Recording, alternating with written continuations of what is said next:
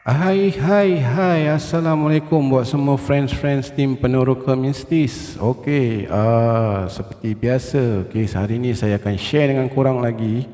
Okey, cerita-cerita yang berunsur mistis tapi based on my own experience. Okey, so kalau suka page ni, kalau suka video ni, tepuk sikit, tolong tepuk sikit. Okey, so seperti biasa sebelum saya teruskan dengan cerita saya ni, kalau boleh yang minat, yang suka dengan video ni, tolong sharekan video ni, tolong sharekan video ni. Dan yang kata orang tu yang belum subscribe page saya, okay, you can subscribe my YouTube channel at Rozaiman Roslan. Okay, YouTube channel Rozaiman Roslan. Okay. Dan Facebook page saya di Peneroka Mistis. Peneroka Mistis. Okey, dan kalau korang nak share dengan saya cerita-cerita seram korang juga boleh email saya di penerokamistis, satu words, okey, @yahoo.com. penerokamistis@yahoo.com. okey. Dan juga korang juga boleh share dengan saya, PM saya di FB page saya. Okey.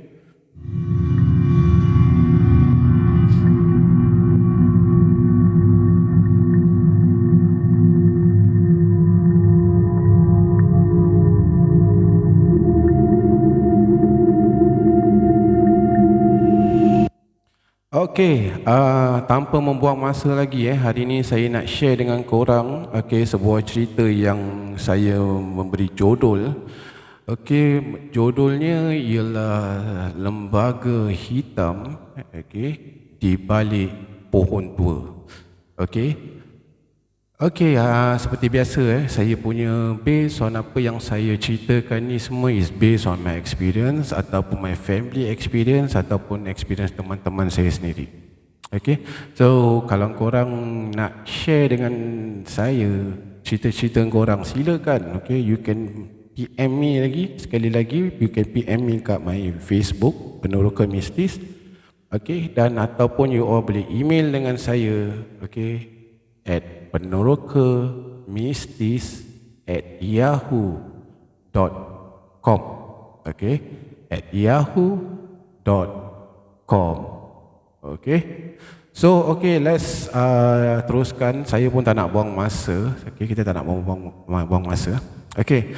So, cerita ni cerita yang saya nak cerita dengan korang ni, cerita ni terjadi dengan saya sendiri pada 11 tahun ke 12 tahun yang lepas. Okey.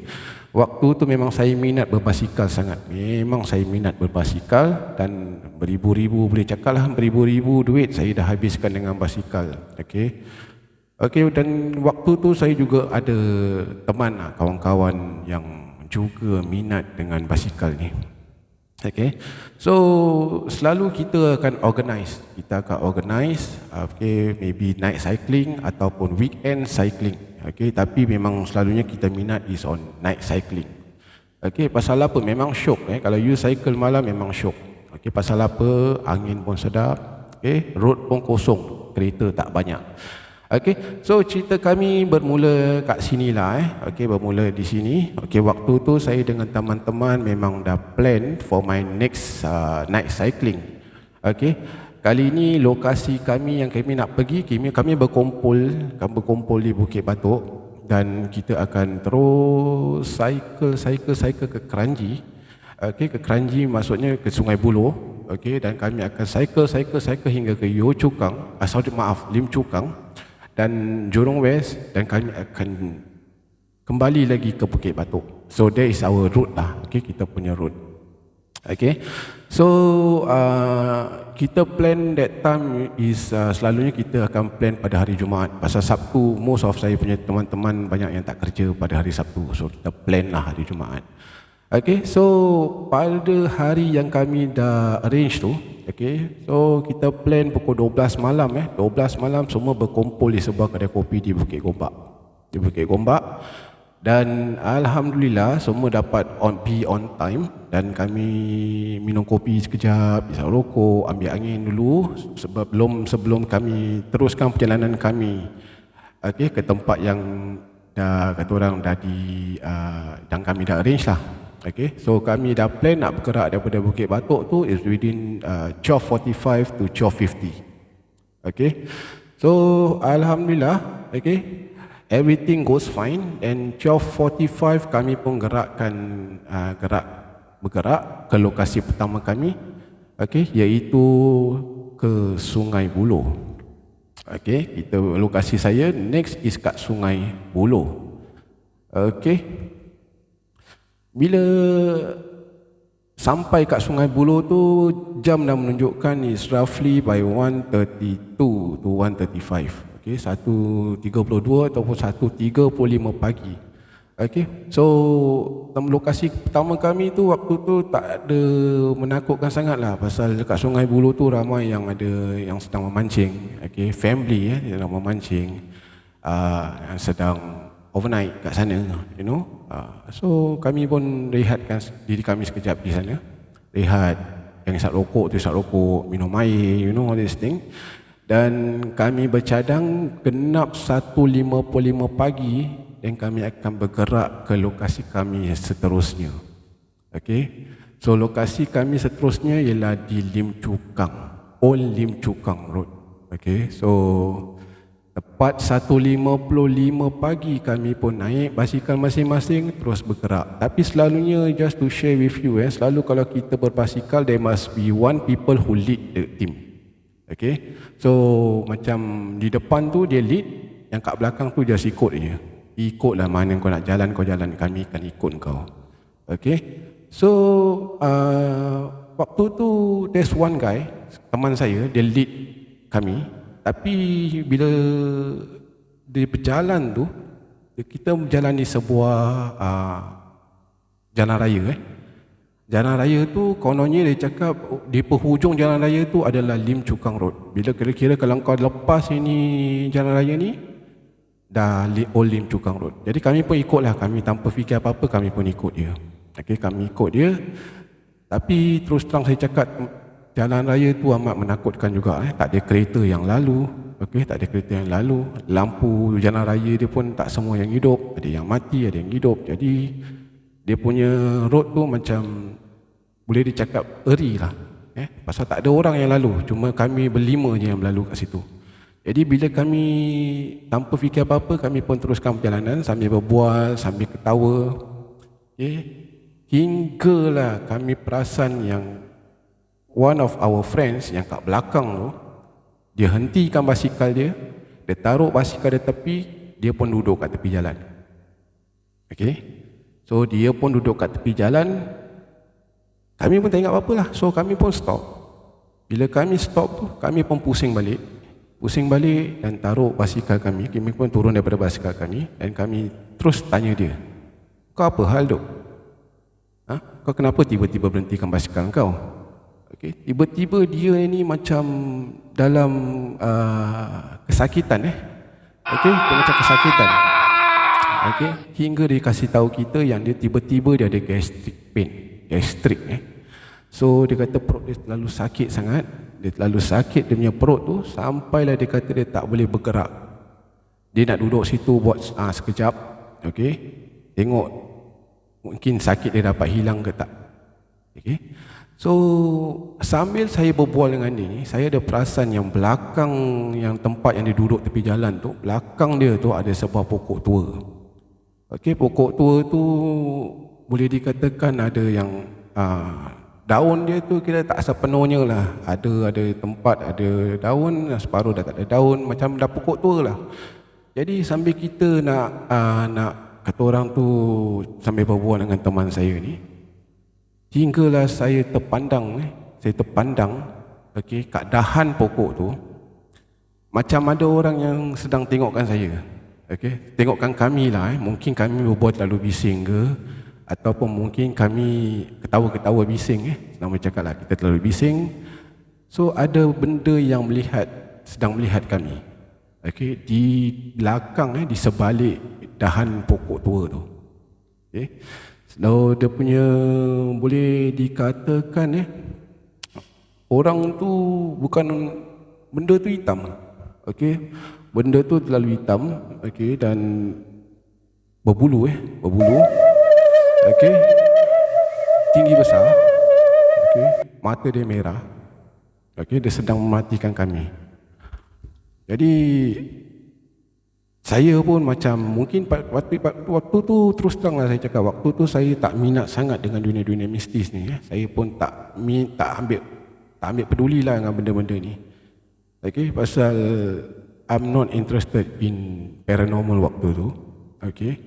So, tapi kami terus pujuk kawan kami lah. Kami pujuk cakap dengan dia, kau jom lah kita bergerak. Okey, kita bergerak, kita kayuh pelan-pelan sambil kita cari kedai lah untuk dia dapatkan sesuatu makan setakat untuk alaskan perut. Okey. Dan bila saya pandang benda tu macam cuba nak mendekati kami. Okey, dia daripada dahan pokok tu dia dah start keluar macam dia nak cuba nak mendekati kami. Okey. Tapi yang buat saya bulu roma merinding tu kan, dia punya mata dia tu is merah menyala. Okey.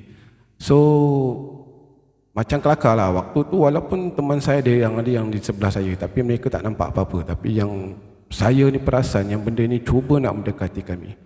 Okey, jadi saya walaupun dah terlalu, kata orang tu, nervous kan, sampai saya berkasar dengan kawan saya, kalau kau tak bergerak sekarang, aku tumbuk kau.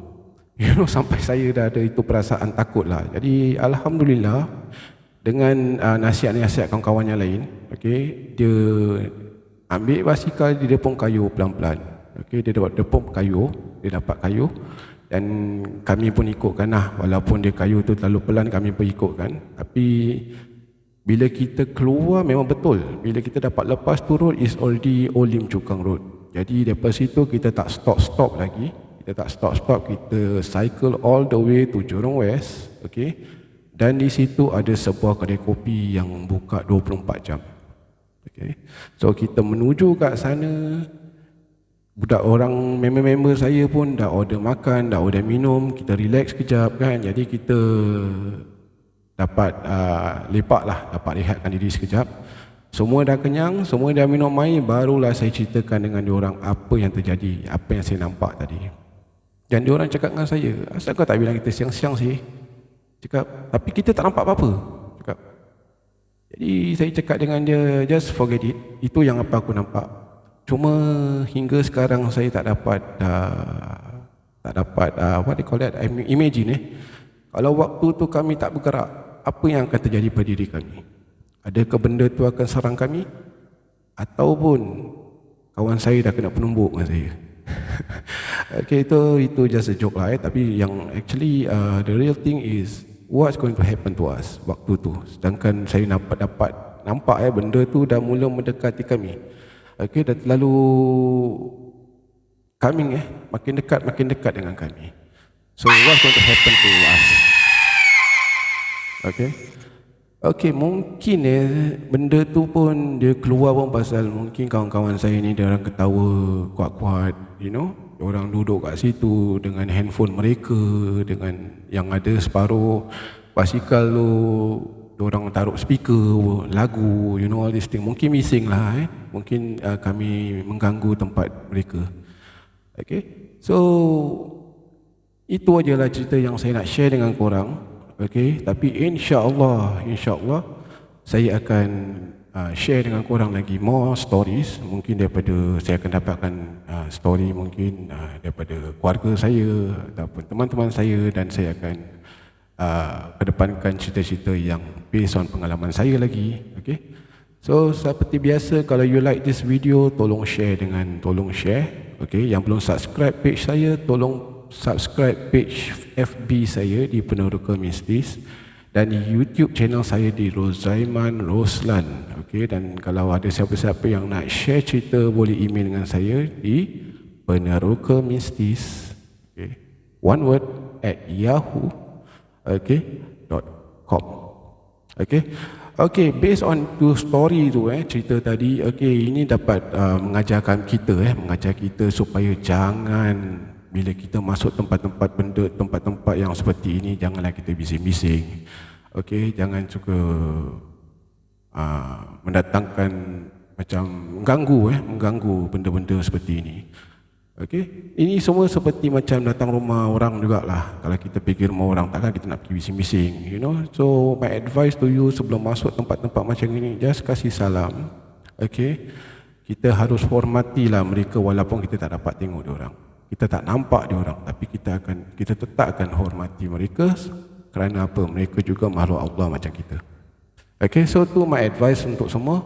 So I see you again in my next page, in my next video. So siapa yang belum subscribe tu, subscribe my video. Okay, subscribe my channel dan subscribe my page. Okay, so see you soon. Assalamualaikum.